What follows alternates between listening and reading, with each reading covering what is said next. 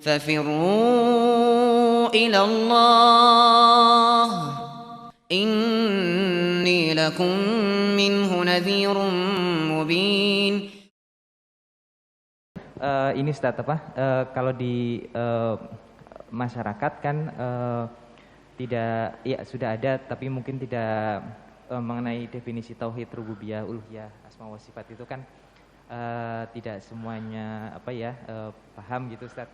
Nah, apakah kita harus tahu itu atau cukup dalam artian ini sudah saya tidak hafal secara definisi tapi saya melakukan itu gitu, atau memang seperti apa Ustaz? Kita kan selama ini misalnya dari kecil kan wujud kita mbako gitu ya. Nah itu apa memang itu sebetulnya tercakup dalam rububiyah, uluhiyah, asma wa sifat itu Ustaz? Baik. Jadi pembahasan tauhid itu ada hal yang fitrah pada seorang manusia. Ya, dia ditanya siapa yang menciptakanmu, dia bilang Allah. Kan begitu kan? Itu fitrahnya dia berpikir. Seperti Nabi Ibrahim alaihissalam. Ketika mencari siapa yang harus dia ibadahi. Ya. Pertama beliau lihat ke malam dulu. Ya. Begitu malamnya pergi atau sudah hilang, wah ini nggak bisa. Yang diibadahi seperti ini. Datang dan pergi. Ada kemudian hilang. Begitu melihat bulan, Nabi Ibrahim bilang, ini Robku. Setelah itu beliau tahu bahwa itu bukan Robnya. Begitu lihat matahari lebih besar lagi. Inilah Robku. Ya. Dengan fitrahnya beliau tahu bahwa itu bukan yang diibadahi. Ya. Karena itu beliau berlepas diri dari seluruh hal itu.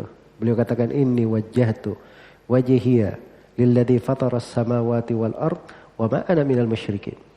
Sungguhnya saya mengarahkan wajahku kepada Allah yang menciptakan langit dan bumi, dan saya tidak termasuk orang yang berbuat kesyirikan. Ada hal yang terkait dengan pembahasan tauhid itu fitrah manusia mengetahuinya. Jika dia tahu dari fitrahnya untuk hal itu bagus. Ya. Tetapi ibadah kepada Allah Subhanahu wa taala itu tidak cukup dengan fitrah saja. Karena itu untuk apa diutus para nabi dan para rasul? Untuk apa diturunkan kepada kita Al-Quran? Itu untuk membimbing kepada jalan. Dan kalau terjadi kekeliruan yang keluar dari fitrah, menyesatkan dari fitrah, disitulah fungsinya seorang itu belajar. Dia harus mengenal pembagian-pembagian tauhid, jenis-jenisnya. Ahli sunnah itu tidak membagi tauhid menjadi 3 saja. Ya, ada yang membaginya menjadi 2, ada yang membagi 3. Ya, maknanya yang dimaksud. Makna dari pembagian. Iya.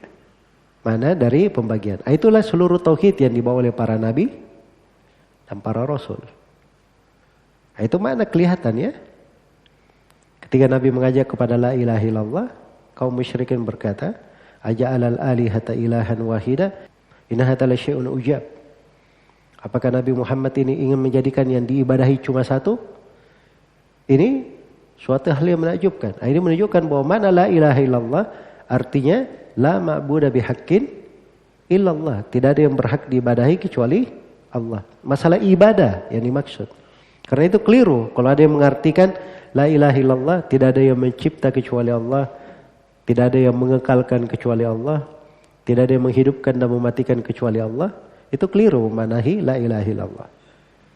Kaum musyrikin di masa Nabi saja tidak memahami seperti itu. Jelas ya? Tidak memahami seperti itu. Jadi ada kadar dari fitrah itu, hal yang berjalan itu dimaklumi. Tapi ada perkara-perkara seorang harus belajar.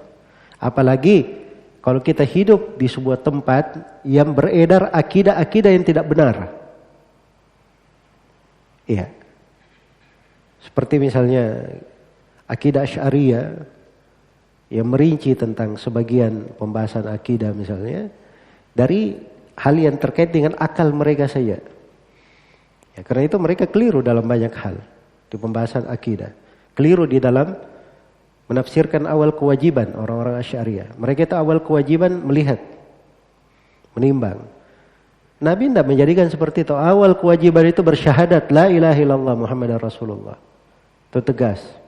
Mereka keliru di dalam menafsirkan makna la ilaha illallah. Itu perbedaan pokok ya antara akidah Syariah dan akidah ahli sunnah yang dibawa oleh para sahabat, para tabi'in dan diwarisi oleh para imam. Nah, ini panjang ya dan luas pembahasannya. Hal-hal yang seperti ini memang harus dipelajari, harus dikaji. Ya. Itu tempatnya di majelis-majelis ilmu. Wallahu taala alam.